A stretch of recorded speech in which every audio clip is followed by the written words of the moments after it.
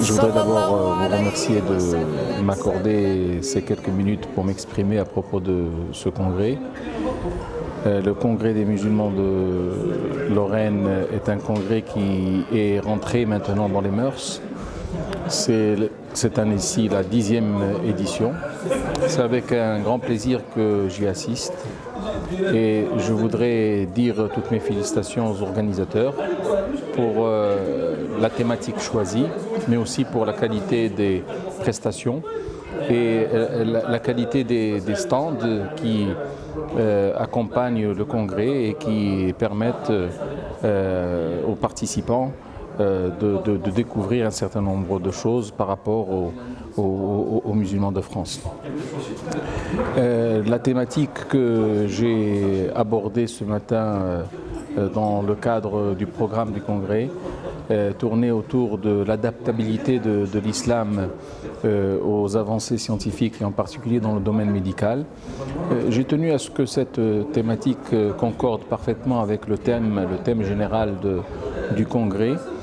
Et c'est à partir de cela que j'ai pu aborder un certain nombre de sujets concernant les différentes avancées scientifiques, médicales, non seulement sur le plan diagnostique que sur le plan thérapeutique, et comment l'islam a pu passer un certain nombre d'étapes pour se conformer au développement de la médecine et être à jour par rapport aux différentes méthodes utilisées dans la médecine moderne. Il ne faut pas que les musulmans restent à l'écart de la société. Ce qu'ils essayent de faire, certes, il y a toujours des manquements, mais la volonté est là, l'effort est là.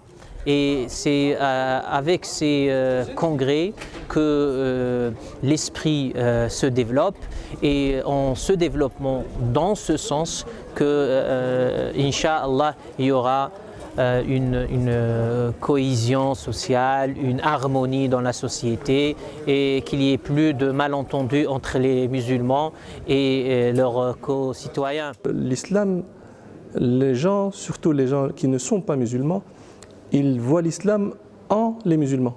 Donc ce que montrent les musulmans, c'est l'islam pour eux. Et parfois ce que montrent les musulmans est une mauvaise image. Donc ils pensent que c'est l'islam et ce n'est pas vrai. Le remède, c'est montrer l'islam. C'est juste le montrer. Je pense que s'il était montré, nous n'aurions même pas besoin de faire appel à l'islam. Tellement les gens seraient portés à cet islam, ils seraient émerveillés par cet islam qui est vraiment merveilleux.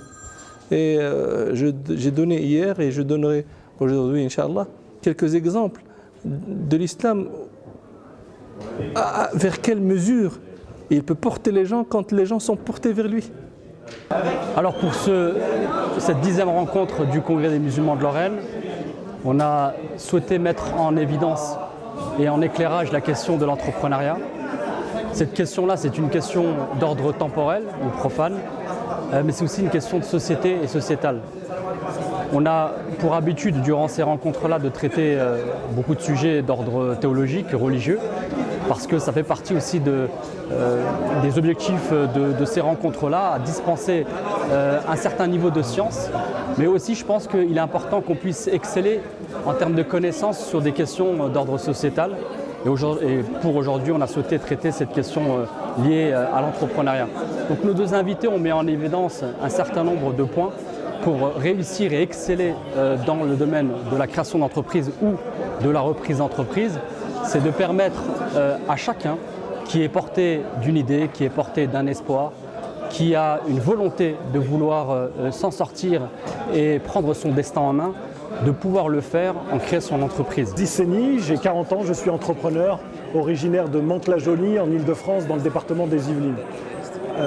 La table ronde à laquelle je viens de participer en tant que conférencier a traité du sujet de l'entrepreneuriat, de ses freins, de son potentiel, des aspirations des uns et des autres à pouvoir mener ce rêve que beaucoup touchent, aimeraient toucher en tout cas, et la manière dont on peut améliorer les choses.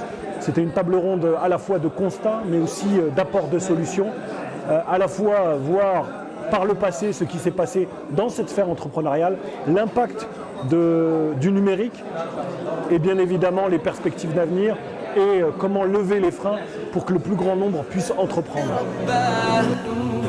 وبالإسلام دينا رضيت بالله ربا وبالإسلام دينا وبمحمد